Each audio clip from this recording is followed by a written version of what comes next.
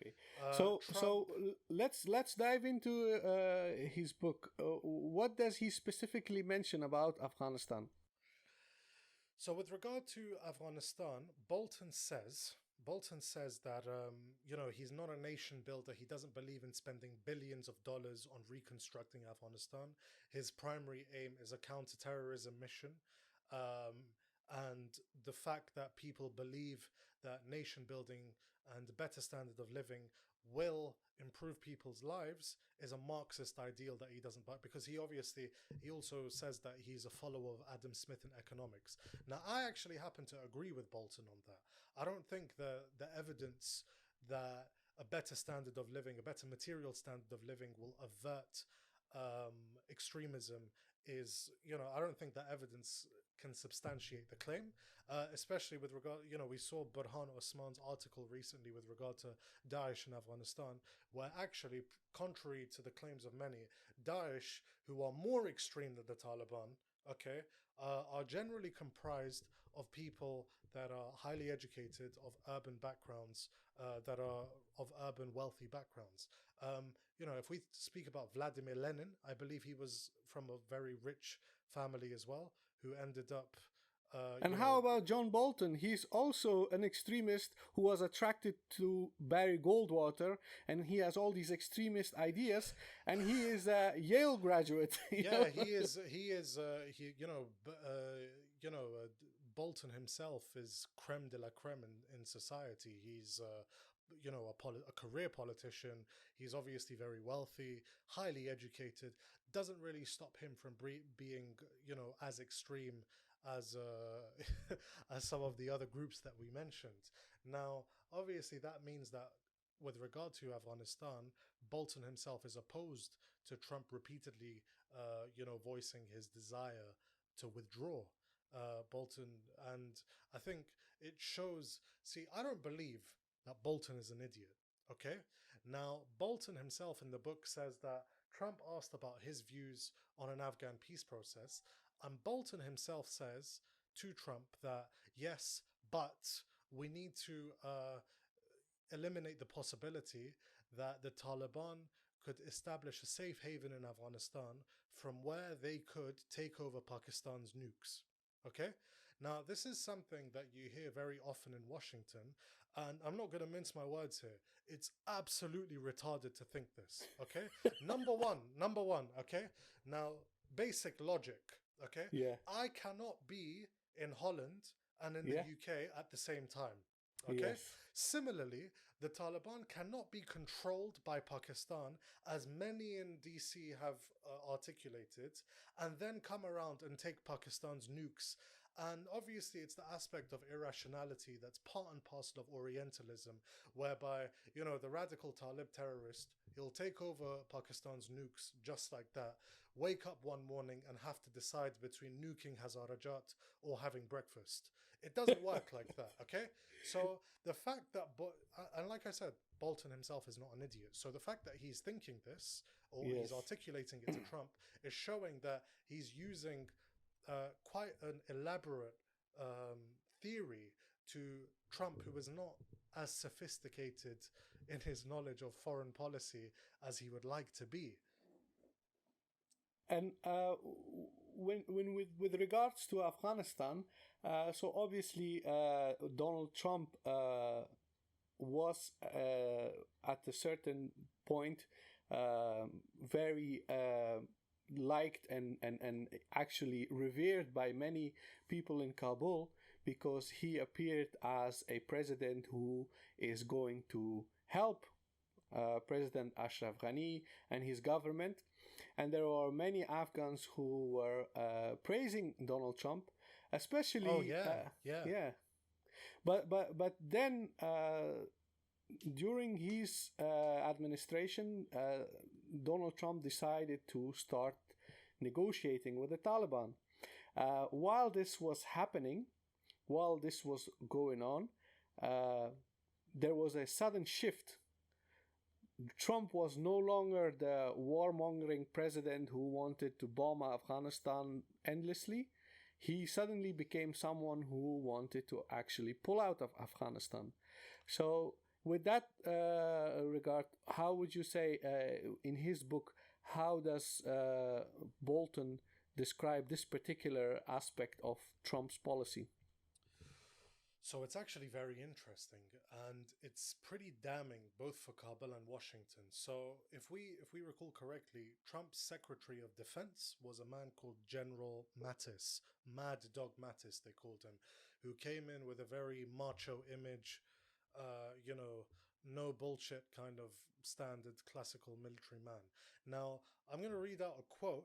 Okay, actually let me describe the context of the quote. So what happens is that Trump comes into office and he wants to withdraw from Afghanistan and is actually convinced by his advisors that no, you know what, we should stay the course.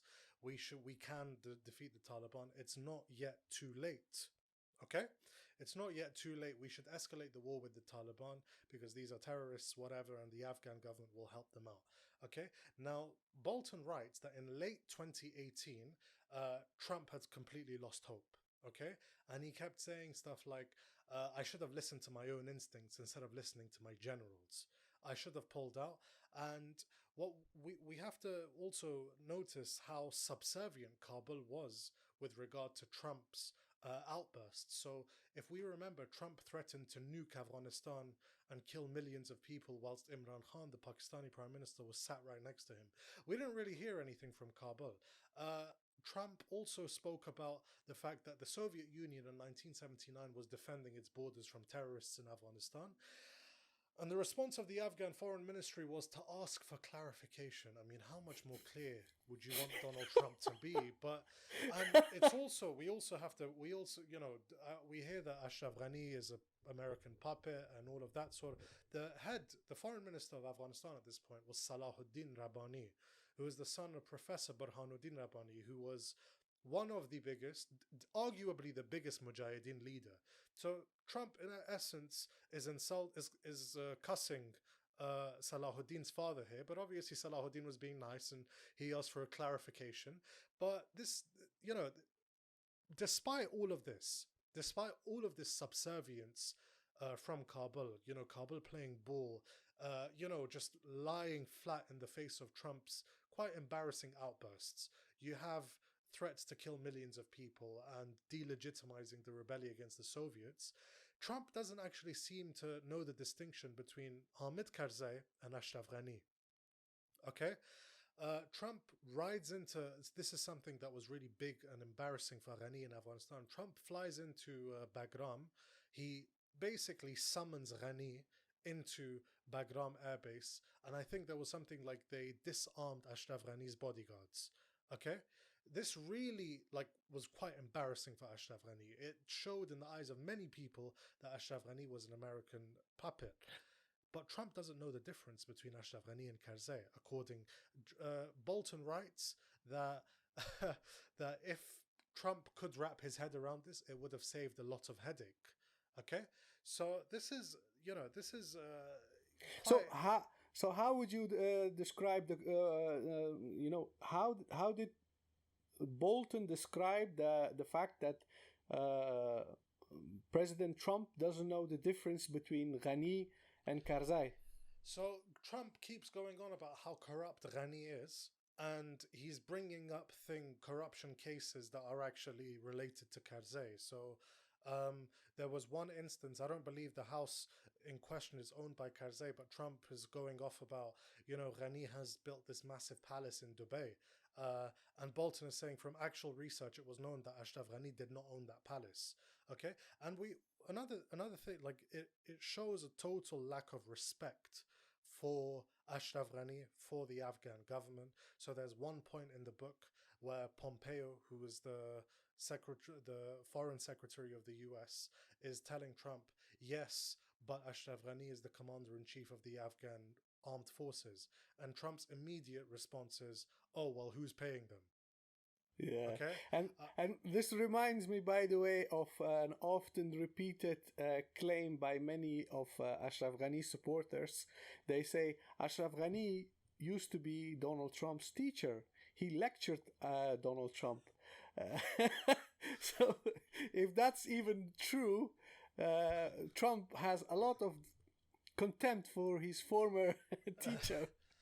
And I think another so I mean we've covered the fact that Trump really doesn't look at Ashraf Ghani with respect. And we spoke with Wahid Fakiri in our podcast as well, where he said that Trump seems to have a tendency to like strong personalities. Okay? Now we see it with Kim Jong un, we see it with Vladimir Putin, and we see it with Mullah Bradar Akhund, who is the head of the political office of the Taliban in Qatar. Ashraf Ghani's not clearly not been a strong personality in the face of Trump. Why? Because he's quite embarrassingly dependent on him. Okay? But moving on from Ashraf Ghani, we also get the sense of how despondent Trump is with regard to the war in Afghanistan. So we come to General Mattis, who I mentioned earlier, and Trump is screaming at General Mattis, saying, I gave you what you asked for. Unlimited authority, no holds barred. You're losing, you're getting your ass kicked. You failed. In another bit, he's saying, I gave you complete discretion except for nuclear weapons, and look at what happened, right? And what Trump is talking about here is the mother of all bombs that was dropped in Nangarhar province, all right? Which is the biggest non-nuclear weapon that the US poses. And, so in 2016, obviously the Americans were at war with the Taliban. Trump comes in and becomes convinced that some of the controls on airstrikes, on aerial bombardments, on night raids need to be lifted in order to make progress against the Taliban. Okay? Well, actually, and I did a bit of research into this as well. It was the Bureau of Investigative Journalism from which I got the numbers. So in 2017, right, there were 1,071 roughly American airstrikes in Afghanistan. This is the last year of Obama's presidency. In 2017, there are 2,000. You mean the last figure that you mentioned? That was 2016. That was 2016. Yes. So we've got 1,071 American airstrikes in Afghanistan throughout that year. In 2017, we've got 2,608. Now that is more than double. Okay, almost triple. 2.6 times essentially. In 2018, we have 1,985. So we're still around the 2,000 mark. In 2019, Sangar, okay, when the Taliban and the Americans were negotiating with each other all throughout this year, I mean, bar a small disruption, we have 7,167 airstrikes. So what this shows is that General Mattis is routinely blamed by Trump for asking for a relaxing in restrictions in the rules and engagement, and wasn't able to deliver because the Taliban kept gaining territory every year. Now, that is pretty damning, okay? It's pretty damning because obviously there was no objection at all voiced from Kabul with regard to this mass bombardment that was undertaken during Trump's presidency. It was actually, in fact, even cheered.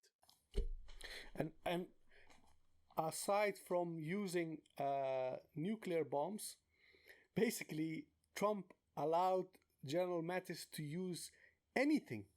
Anything. Yeah. Anything goes. Anything goes. And Mattis failed to deliver. But this is the important point. Mattis stopped being the defense secretary on January the 1st, 2019. Okay? But Trump still stuck to the same policy. In fact, like I said, 2018, 1,985 airstrikes. 2019, the year in which Mattis is no longer defense secretary, 7,168.